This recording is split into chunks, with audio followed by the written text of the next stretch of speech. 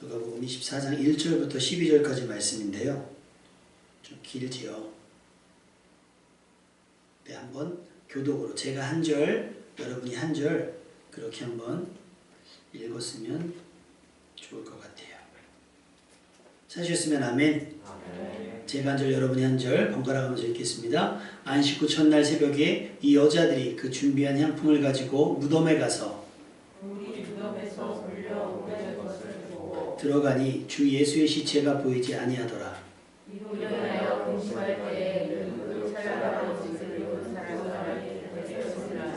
여자들이 두려워 얼굴을 땅에 대니 두 사람이 이르되 어찌하여 살아있는 자를 죽은 자 가운데서 찾느냐.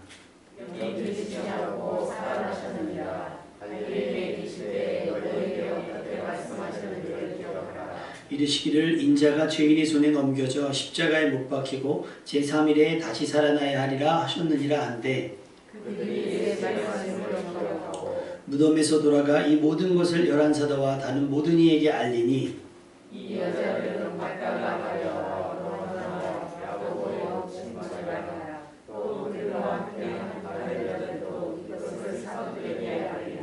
사도들은 그들의 말이 허탄한 듯이 들려 믿지 아니하나 베드로는 일어나 무덤에 달려들어서 구부려 들여다보니 세마포만 보이는지라 그 된 일을 놀랍게 여기며 집으로 돌아가니라.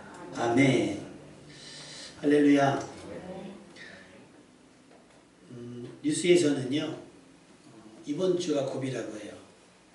부활주일 예배, 선거, 사람들이 몰릴 수밖에 없는 상황들 속에서 이번 주간만 잘 지나가면 생활방역이라고 해서 이제 정부가 무엇을 해라 마라 명령하지 않고요. 이제 각자 도생, 예전에 설교 한번 들으셨죠? 각자 살아가는 거예요. 각자 마스크 하려면 하고, 가서 손을 씻으려면 씻고, 각자 주의하면서 살아가는 것밖에는 방법이 없다는 거예요. 그 중대본에서 질병관리본부에서 방송을 하는데 그 얘기 혹시 어제 들으셨는지 모르겠어요. 이제 우리가 살아왔던 날들은 다시 없습니다 라는 얘기를 했죠. 우리는 그때의 일상, 우리가 그리던 그때의 일상은 돌아갈 수 없으니 어떻게 살아가라는 거예요. 달라진 세대에 적응하라는 거예요. 가을에 올 겨울에 또 어떤 바이러스가 올지 모른다는 거예요. 여러분 각오하시고 마음 단단히 먹으시고, 가장 중요한 건 겪어보니까 믿음이 가장 중요해요. 몸이야 밖으로 안 나가면 되지만 믿음은 안 나가면 안 생기잖아요. 집에서 예배를 안 드려봤으니, 집에서 기도를 안 해봤으니, 그러니까 여러분 이번이 잘 훈련 기간이라고 생각하시고 여러분의 믿음을 그때 가서라도, 또 혹시 이런 일이 생겨도 여러분의 믿음이 흔들리지 않을 수 있기를 지금 잘 준비할 수 있기를 주님의 이름으로 축원합니다. 그래서 이번 부활주일날 어느 교회는 한 2,000명 모이는 교회라는 드라이브스루 예배를 드린대요. 우리 맥도날드 가면 차 타고 가서 주문하고 받아고 가는 것처럼 주차장에서 모여가지고 목사님이 저쪽에서 설교하시면 차에서 라디오 주파수, 왜 자동차 극장처럼 해가지고 예배 드리는 모습을 봤는데 창문 열고 찬양을 다 이렇게 불러요. 신앙 고백을 하는 거죠. 대신에 다른 분들과 저기 하지 않고. 그러니까 다 살 방법을 만들어요. 살 방법을 만듭니다. 초대교회 때도 마찬가지인 거예요. 그리스도인들의 핍박이 계속되어졌을 때 다 달아났습니다. 성전에 모이지 않고 다 달아났어요. 카타콤에 들어가고. 그래서 그럼 누가 그리스도인이고 누가 안 그리스도인인지가 구분이 안 가잖아요. 그래서 여러분 혹시 그 물고기 모양 그림 보셨어요? 이렇게 물고기 모양? 이렇게. 어떤 집에 교회에 보면 이렇게 물고기 모양이 되어 있거나 자동차에 물고기 모양 된 게 있어요. 그 익두스라고요. 예수 그리스도 하나님의 아들 구세주로 앞글자씩만 따서 만들면 익두스. 그 익두스의 뜻이 물고기래요. 그래서 집에 물고기 모양이 있으면 서로 아는 거예요. 아, 그리스도인의 집이구나. 이곳은 기도가 드려지고 이것은 예배가 드려지는 그런 곳이구나라는 인지가 되어진다라고 하는 거예요. 뭐 우리 요즘으로 말하면 교회 정도 될까요? 하여튼 여러분의 삶의 자리가 예배의 자리가 될 수 있기를 주님의 이름으로 축원합니다. 틈날 때마다 성령 안에서 무시를 깨어 기도하시면서 믿음을 지킬 수 있기를 바라요. 그래서 가장 중요한 거, 그럼 누가 예배 드릴 수 있느냐? 누가 예배 드려야 하는가? 믿음 있는 사람인 거예요. 그래서 우리가 믿음을 고백하잖아요. 그것이 뭐예요? 사도신경이라는 것을 고백을 해요. 우리 사도신경을 한번 고백을 해볼 텐데, 우리 사도신경 한번 화면 해주시고요. 우린 이것을 믿으며 지금도 예배하는 겁니다. 같이 읽겠습니다. 시작. 전능하사 천지를 만드신 하나님 아버지를 내가 믿사오며 그 외아들 우리 주 예수 그리스도를 믿사오니 이는 성령으로 잉태하사 동정녀 마리아에게 나시고 본디오 빌라도에게 고난을 받으사 십자가에 못 박혀 죽으시고 장사한 지 사흘 만에 죽은 자 가운데서 다시 살아나시며 하늘에 오르사 전능하신 하나님 우편에 앉아 계시다가 저리로서 산자와 죽은 자를 심판하러 오시리라. 성령을 믿사오며 거룩한 공예와 성도가 서로 교통하는 것과 죄를 사하여 주시는 것과 몸이 다시 사는 것과 영원히 사는 것을 믿사옵나이다. 아멘. 자, 이 신앙의 고백을 할 수 있는 사람들이 예배를 드리는 거예요. 지나가는 사람들 돈 주고 와서 앉아있으라고 해가지고 여기 수천 명을 채운다고 해서 예배자가 아니라 나는 이 사실에 근거해서 하나님을 믿습니다. 이 사실에 근거해서 나는 하나님의 말씀을 듣겠습니다 하는 분들만 온전한 예배자가 된다라고 하는 거예요. 중요한 게 뭐예요? 오늘 부활주일이니까 오늘 중요한 거 바로 저겁니다. 장사한 지 사흘 만에 죽은 자 가운데서 다시 어떻게 하시며 살아나셨다라고 하는 거예요. 그 말씀이 오늘 본문의 말씀인 거예요. 안식구 첫날에. 왜 부활이 우리에게 중요한가를 한번 생각해 보려고 합니다. 인간이 가진 분명한 한계를 코로나 사태를 통해서 다시 한번 깨달아 봤어요. 사람은 절대 천하무적이 아니죠. 사람은 절대 무한하지 못하고 영원할 수 없습니다. 그래서 그것이 인간에게 가장 큰 절망이 돼요. 욥기 14장 10절에 보니까 장정이라도 죽으며, 그러니까 젊고 튼튼한 사람, 너 어떻게 된다고요? 죽으며 인생이 숨을 거두면 그가 어디 있겠느냐 라고 말씀하고 있습니다. 성경을 제외하고 누구도 지금 이유에 대해서 명확하게 설명하지 못합니다. 우리 인생은 정확하게 죽음 직전까지를 인생이라 그래요. 죽으면 모든 것이 끝나요. 죽으면 벌어놓은 돈도 끝나요. 벌어놓은 돈에 대한 권리도 끝나고 내가 누려오던 호사도 끝납니다. 소유권이 없어집니다. 그래서 사람들이 귀중한 것이 무엇이냐라고 물으면 뭐예요? 생명이라고 얘기를 하는 거예요. 모든 사람에게 공평하게 딱 한 번의 생애가 허락이 되잖아요. 오락실 게임처럼 죽으면 돈을 넣고 다시 할 수 있는 것이 아니에요. 인생이. 돈이 있다고 해서 권세가 있다고 해서 명예가 있다고 해서 그것이 다시 리셋되는 것이 아니에요. 지금이 여러분에게 유일한 생애가 되는 줄로 믿습니다. 다시 말하면 지금이 여러분이 구원 얻을, 영생 얻을 유일한 기회가 된다는 거예요. 그런데 이 중요한 자기 생명을 아끼지 않은 이가 있어요. 모험심 때문도 아니었습니다. 허세도 아니었습니다. 우리 예수님은요, 그 생명을 애초부터 주시려고 오셨던 분이기 때문이에요. 예수님은 담대하셨지만 절대 무모하셨던 분은 아닙니다. 왜냐하면 우리를 위해서 쓸 수 있는 생명이 단 한 번밖에 없었기 때문에 가장 적절하게, 가장 효과적으로, 가장 완벽한 구원을 이끌어내시기 위해서 자기 생명을 사용하셨다라고 하는 거예요. 그럼 어떤 게 가장 완벽하게 사용되는 자기 생명을 어쩌면 조금도 허투루 쓰지 아니하고 제대로 그 생명을 사용하셨을까 생각해 봤더니 예수님은 딱 이렇게 맞췄어요. 자기 생명을 하나님의 뜻을 이루는 데 맞췄다는 거예요. 하나님의 뜻을. 하나님의 말씀이 이루어지는데 사용되기 원하셨습니다. 사실 괴로웠어요. 내가 괴로워 죽게 생겼으니 너희는 깨어서 나를 기도하자고 말씀하실 정도로 예수님은 십자가를 고민하셨고 십자가를 괴로워하셨어요. 그럼에도 불구하고 예수님은 겟세마네에서 기도하시면서 내린 결론이 뭐예요? 나의 뜻대로 마옵시고 아버지의 뜻대로 행하시옵소서라고 하신 거예요. 이 하나뿐인 생명을 어떻게 하겠다? 내 원대로 살아가는 것이 아니라 누구의 뜻대로? 아버지의 뜻대로 내어 놓겠습니다라고 하는 거예요. 여러분의 인생도 하나님의 말씀을 따라 살기로 작정하실 수 있기를 주님의 이름으로 축원합니다. 그러려면 말씀을 읽고 또 이미 들었던 말씀을 기억해내어서 말씀의 자리로 되돌아와야 돼요. 우리 지난주 말씀 혹시 기억나십니까? 지난주 말씀 혹시 제목 아시는 분? 지난주 우산시에서 가장 뜨거웠던 뉴스였는데 확진자들의 뭐를 확인하고 싶었어요? 동선을 확인하고 싶었잖아요. 그래서 지난주 말씀 제목이 뭐예요? 나를 살리신 예수님의 동선이었잖아요. 어떻게 일주일 동안 예수님의 동선을 잘 따라오셨습니까? 예루살렘 입성부터 시작해서 골고다까지 그리고 어제까지 무덤까지 예수님의 일주일을 잘 살펴보셨습니까? 매일매일 8시에 보내드리는 말씀이 그 동선에 따른 거였었거든요. 아니면 예수님의 동선을 확인해보니 이거는 내가 가기 쉽지 않아. 나는 부담스러워 해서 좁고 협착한 동선을 피해서 조금은 쉽고 넓은 길로 다니진 않으셨습니까? 여러분, 예수님은요 누구도 갈 수 없는 그 길을 가신 거예요. 할 수만 있다면 피하고 싶었던 그 길을 용기 내어서 가신 겁니다. 이미 결정된 상황이지만 예수님은 자신의 마음을 다잡기 위해서 모두가 잠들 때 깨어서 기도하셨습니다. 우리가 얻고자 하는 기도의 응답은 내 필요가 채워지고 내 문제가 해결되어지며 나의 바람이 이루어지는 것일 거예요. 그죠? 근데 예수님의 기도는 뭐였죠? 내 마음이 다잡아지는 거예요. 내 원대로 되어지는 것이 아니라 그 마음이 뭐예요? 아버지의 뜻대로 되어지기를 내가 거기에 동의할 수 있기를 바라는 겁니다. 그러니까 여러분, 기도는 상황을 바꾸는 것이 아니라 뭘 바꾸는 거예요?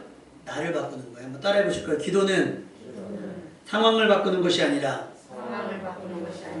나를 바꾸는 것이다. 맞아. 예수님은 자신을 바꾸신 거예요. 나의 원은 십자가를 피하는 거였죠. 나의 기대는 그랬어요. 그러나 예수님은 십자가를 피하지 않으셨어요. 왜? 거기에 하나님의 뜻이 있었기 때문인 거예요. 예수님은 자신을 잡기 위해 많은 사람들을 이끌고 온 유다에게 나아가셨습니다. 그리고 예수님의 일주일간이 시작이 됩니다. 한마디로 뭐예요? 고난의 연속이에요. 그래서 그 주간을 어제까지를 뭐라 그래요? 고난주간이라고 하는 거예요. 빌라도 앞에서 재판을 받으시고 많은 군중의 야유와 침뱉음과 조롱을 당하셨어요. 군사에게 이끌려가면서 맞으시고 학대처럼 당하셨죠. 유일하게 구레네 사람 시몬을 만나 잠깐 동안 쉼을 얻는 시간이 있었습니다. 그리고 십자가에 매달려서 좌우의 강도들과 함께 생을 마감하시게 됐어요. 십자가에서 생명을 잃으신 겁니다. 왜냐하면 이는 온전히 우리를 얻고자 하셨기 때문입니다. 예수님은 자기 생명을 우리를 위해 내어주셨고요. 물 한 방울 피 한 방울 아끼지 아니하시고 남기지 아니하시고 전부 쏟아내셨습니다. 손에는 못자국이, 허리에는 창자국이, 머리에는 가시관의 흔적이 고스란히 남아있는 채로 예수님은 십자가에 죽으셨어요. 사시는 동안에 재테크를 잘 안 하셨어요. 재테크에 관심이 없으셔서 하셨던 말씀이 뭐예요? 인자는 머리 들 곳도 없다. 어쩌면 이렇게 자기의 인생이 마무리될 줄 아셨기 때문에 그렇게 사셨는지도 모르겠어요. 그렇다면 반대로 우리는 이렇게 될 줄 모르기 때문에 지금 이 땅에서 내 집, 내 차, 내 옷, 내 물건 내 집착하고 사는 것은 아닌지 한번 생각해 보셨으면 좋겠어요. 아까 말씀드렸죠? 내 호흡이 딱 끊기는 순간 내 모든 소유권은 자녀들의 싸움거리가 됩니다. 그러니까 정신 멀쩡할 때 결정하고 가셔야 돼요. 안 그러면 치고받고 싸워요. 예수님은 아리마대 사람 요셉을 통해서 장사를 지내게 되는데 예수님의 시신은 그 텅 빈 무덤에 놓여지고 그 무덤은 큰 돌로 가로막히게 되며 또 경비병들에 의해서 보초를 당하게 됩니다. 바로 얼마 전까지 일주일 전까지만 해도 구름 같은 군중들이 예수님을 따라다녔는데 이제는 아무도 없는 텅 빈 무덤. 여러분 부모님 묘지에 얼마나 가세요? 1년에 몇 번 가세요? 조상님들 그 아끼고 조상님들 1년에 뭐 2번? 많으면 3번? 4번 가죠? 이제 사람들이 환호도 그치고 야유도 그쳤어요. 사람들은 마치 꿈에서 깬 듯 각자 자리로 돌아갔어요. 그 이슈는 끝났습니다. 폭풍같이 지나갔던 날들, 그 3년간의 기간이었어요. 그런데 모두가 제자리로 돌아갔을 때 막달라 마리아를 비롯한 몇몇의 여자인들이 무덤에 있습니다. 요한복음인가를 보면 그들이 무덤을 향해 앉았더라. 어제 말씀인가 그렇게 돼 있죠. 어제 아마 큐티가 그럴 겁니다. 무덤을 향해 섰더라. 그 무덤을 향해 앉아있는 여인의 마음 어떤 마음일까? 그래서 제가 말하기는 제가 기도에 그렇게 썼을 거예요. 그것이 절망이 아닌, 두려움이 아닌 뭐가? 부활에 대한 소망과 기대일 수 있게 하옵소서라고 기도를 한 것이 바로 그런 거예요. 무덤은 누가 있는 거예요? 산 자가 있는 것이 아니라 죽은 자가 있는 것이에요. 그러니 죽은 자가 있는 곳에 소망이 있어요? 없잖아요. 절망이 있고 낙심이 있고. 근데 그 여인들은 거기에 갔단 말이에요. 언제 갔어요? 안식 후 첫날에. 안식 후 첫날에 갔습니다. 안식 후 첫날 이른 새벽에 아직도 해가 뜨기 전에 그 여인들은 그곳에 갔습니다. 왜 그렇게 갔을까? 그래서 거기 대표적인 여인을 찾아봤더니 막달라 마리아라고 하는 여인이 있어요. 이 여인은 굳이 무엇하러 아무도 보지 않는 그 새벽에 사실 무섭잖아요. 무덤에 간다는 것 자체가. 해도 뜨지 않았을 때 왜 갔을까 했더니 누가복음 8장에 보면 이 막달라 마리아가 7 귀신 들린 적이 있었어요. 그때 예수님께서 그 여인을 치료해 주십니다. 할렐루야. 그런데 은혜 받았던 경험, 치료받았던 경험이 있잖아요. 그러니까 짠한 거예요. 아, 예수님께서 그때 나를 고쳐주셨는데. 그래서 그때부터 이 여인은 주변의 많은 여인들과 더불어서 자기들의 소유로 예수님과 제자들을 섬긴 적이 있었어요. 뭐 하고자 하는 거예요? 은혜를 갚고자 하는 거겠죠. 은혜 받은 대로 나누고 베풀고자 했던 건데 지금 뭐가 된 거예요, 이제? 은혜를 갚을 방법이 없는 거예요. 어떻게 보면 최종적인 방법으로 무덤의 앞에 섰는지도 모릅니다. 그런데 향품을 가져왔다 그랬어요. 왜냐하면 시체를 닦으려고 향품을 가지고 왔다 그랬는데 문제는 돌문이 막혀 있어서 고민되겠죠. 이 돌문을 누가 건져줄까? 누가 굴려줄까? 여자들의 힘으로는 할 수 없으니. 그런데 와보니 어떻게 돼 있어요? 원래는 막혀 있어야 할 돌문이 열려져 있는 겁니다. 얼마나 놀랬겠어요. 그래서 어느 본문에서 그렇게 되어 있어요. 여인들이 달려갑니다. 베드로에게 달려가서 얘기를 합니다. 무덤에 예수님의 시체가 없어졌다. 누군가 예수님의 시체를 가지고 달아났다. 훔쳐갔다라고 얘기하는 장면이 나와요. 그런데 여인들은 다행히 누굴 보냐면 천사를 봅니다. 마태복음 17장 22절에서 23절. 천사가 그들에게 이야기하기를 너희는 이미 전에 하셨던 하나님의 말씀을 기억하라 라고 그랬어요. 그 하셨던 말씀이 뭘까를 찾아봤더니 마태복음 17장 22절에 갈릴리에 모일 때에 예수께서 제자들에게 이르시되 인자가 장차 사람들의 손에 넘겨져 죽임을 당하고 3일 만에 살아나리라 하셨어요. 자, 여러분 이 얘기를 들으면 이 얘기가 어떻게 우울합니까? 유쾌합니까? 다시요. 인자가 저를 비유해서 먹일까요? 제가요 병원에 가가지고 엄청 수술을 중요한 수술을 하고 위급한 수술을 하게 돼요. 여기까지만 들으면서 아우 속상하잖아요. 불쌍하고 안타깝고. 아 근데 뭐 수술만 하면 괜찮대요. 자 그러면 여러분 어떠셔야 돼요? 사실은 괜찮대요라는 말이 위로가 되긴 하지만 괜찮아지기까지의 과정 속에서 견뎌야 될 일들이 있으니까 어떻게 돼요? 걱정되잖아요. 그러니까 제자들도 마찬가지예요. 내가 다시 살아나리라 하셨지만 그 전에 뭐예요? 죽임을 당하고 해서 스트레스를 받는 거예요. 제자들이. 그래서 뭐라고 기록되어 있냐면 제자들이 매우 근심하더라. 여러분 우리는 이 땅에서 당할 일이 아니라 이 땅에서 당하고 난 뒤에 하나님께서 허락해 주시는 회복에 더 중점을 맞춰야 되는 줄로 믿습니다. 그러니까 여러분이 십자가가 아니라 십자가에서 그치는 것이 아니라 부활까지 가셔야 됩니다. 아멘. 가시면류관이 아니라 어떻게 해요? 생명의 면류관으로 생각하셔서 근심이 아니라 기쁨과 즐거움이 되어야 될 줄로 믿습니다. 고3 애들이 지금 난리죠. 올해 고3이 제일 스트레스예요 지금. 왜요?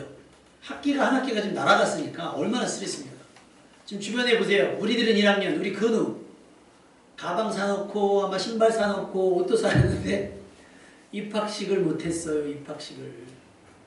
우리 조카가 대학교를 가가지고 MT도 가고 싶고 뭐도 하고 싶고 해서 뭐 노트북도 사고 그래서 막 가고 싶은데 1학기는 지금 다 온라인으로 한대요. 친구가 누군지도 모르고 교수가 누군지도 모르고 지금 그러고 있어요.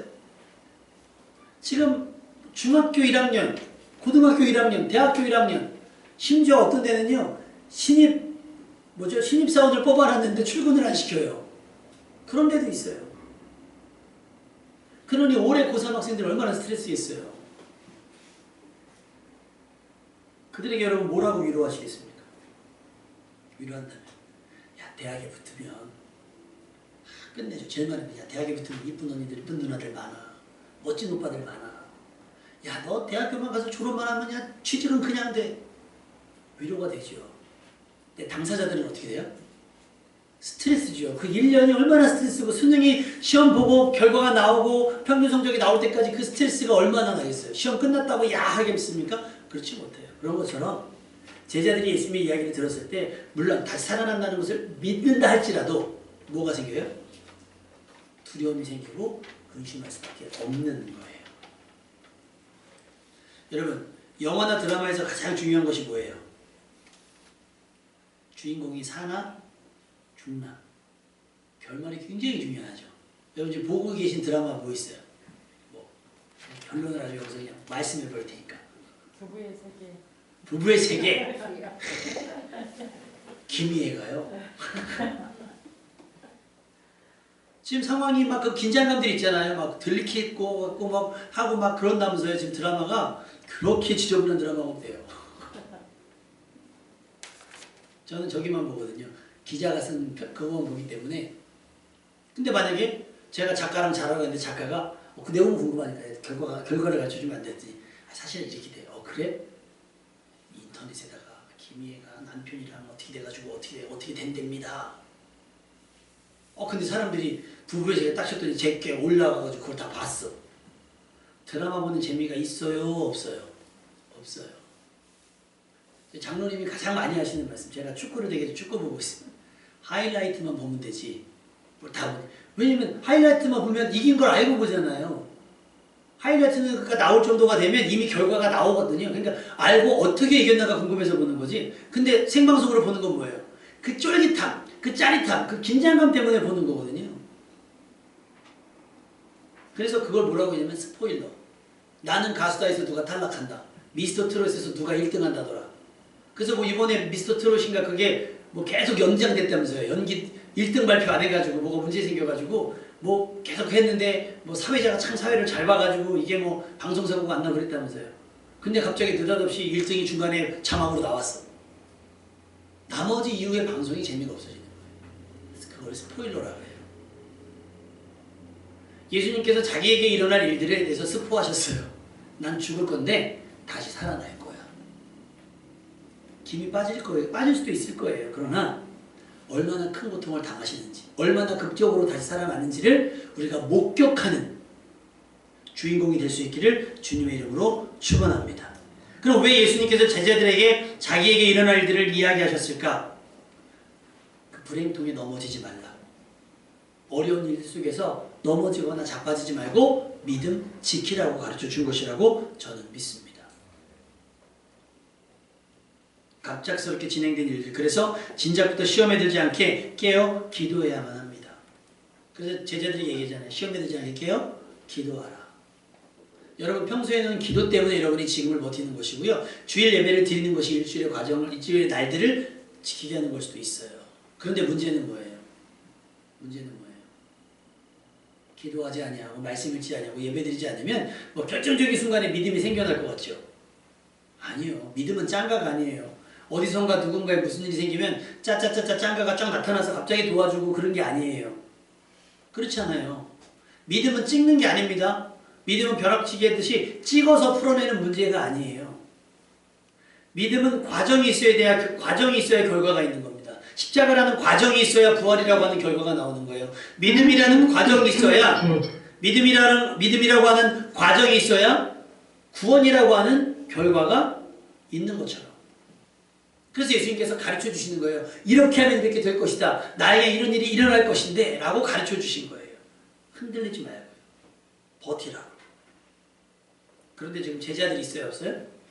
없어요. 왜? 제자들은 진작에 다 달아났잖아요. 은혜 받았던 막달라 마리아와 몇몇의 여인들만 있어요. 여인들이 막 안절부절하고 있죠. 무덤 문을 열리고 시체는 없으니까. 천사들이 그녀들에게 얘기하기를 어찌하여 산자를 죽은 자 가운데서 찾느냐. 여러분, 죽은 사람을 어디서 찾아요? 죽은 사람 찾으려면 어디로 가야 돼요? 무덤에 가면 되죠. 장례식장 가면 되고. 그럼 가면 돼요. 산자를요.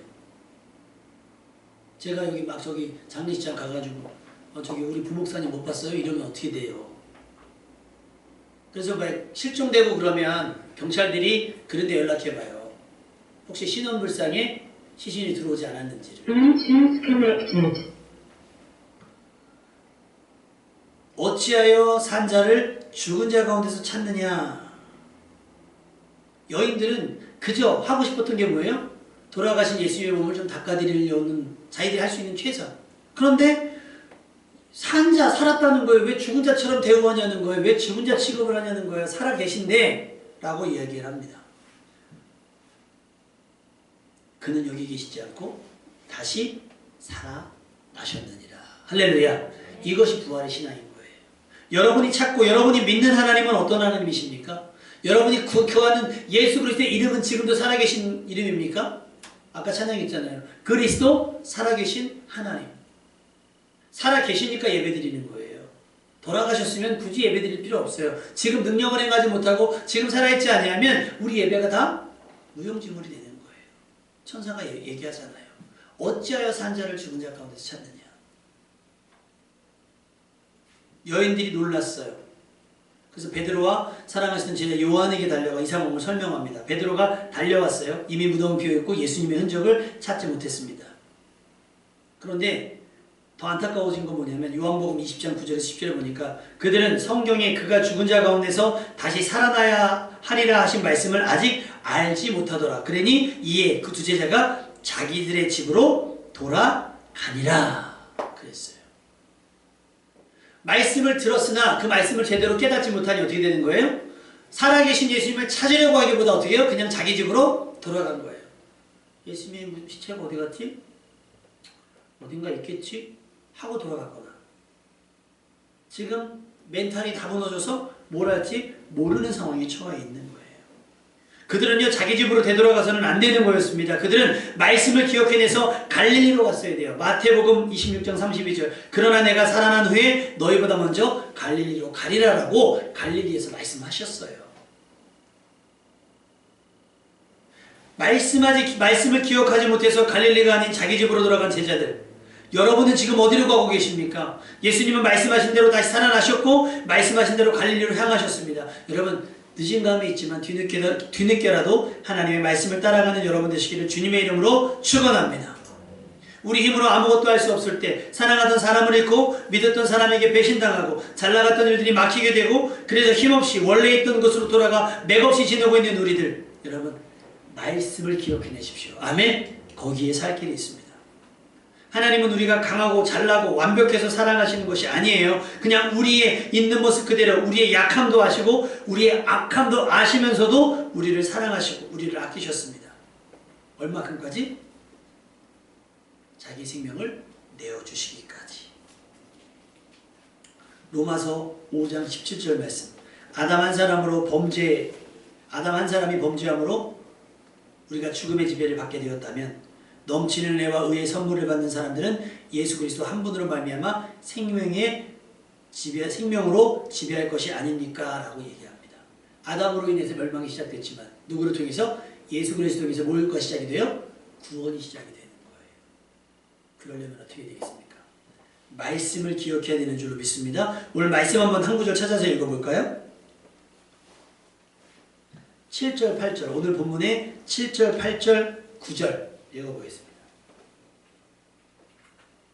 7절, 8절, 9절 같이 읽겠습니다. 시작! 예수의 의자가 죄인에서 넘겨져 십자가에 박혀고 제3일에 다시 살아나야 하리라 하셨느니라. 그들이 예수의 말씀을 기억하고 무덤에서 돌아가 이 모든 것을 나가서와 다른 모든 얘기하니. 아멘. 말씀이 기억난 거예요. 그랬더니 어디에서 돌아가? 무덤에서 돌아가지는 거예요. 여러분 우리의 믿음은 무덤을 향한 믿음이 아닙니다. 말씀하신 대로 다시 살아나신 살아계신 하나님에 대한 살아계신 예수 그리스도에 대한 믿음인 줄로 믿습니다. 그러니 우리에겐 낙심이라는 단어, 절망이라는 단어, 포기라는 단어가 어울리지 않는 거예요. 그러려면 어떻게 해야 돼요? 말씀이 기억나야 돼요. 여러분이 이제까지 들었던 말씀이 기억나야 새 힘을 얻고 말씀이 기억이 나야 그것이 믿음이 되어지고 에너지가 되는 거예요. 그런데 12절 말씀 한번 읽어볼까요? 11절 12절 시작! 사도들은 그들의 말이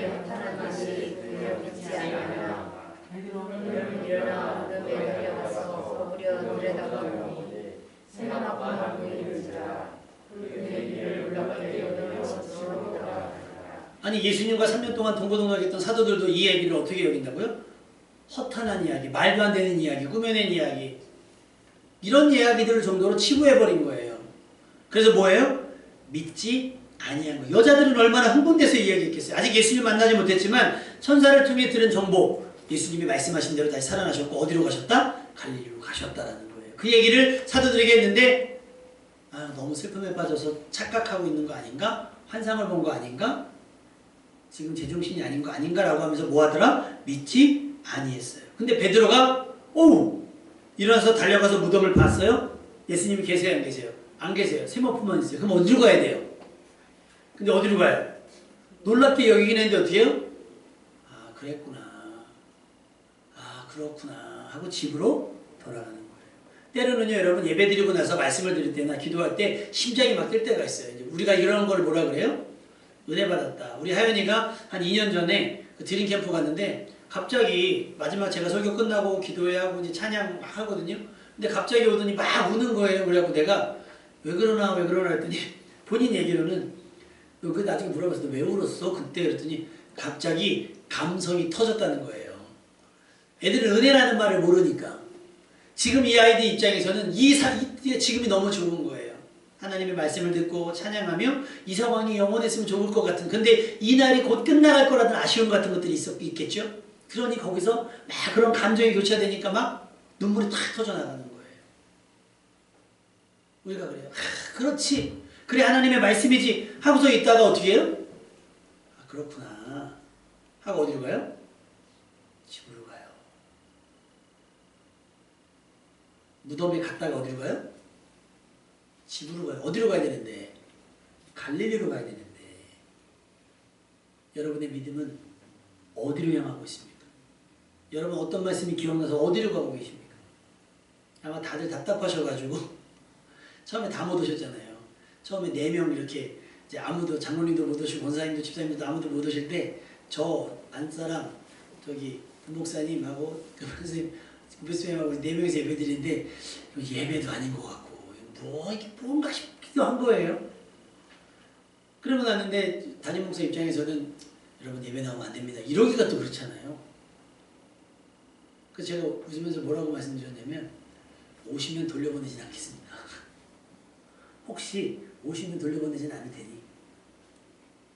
근데 뭐 그렇다고 다 오면 또 답이 안 나와요. 왜냐면 우리 또 사회적 거리 유지를 또 해야 되는 상황이니까.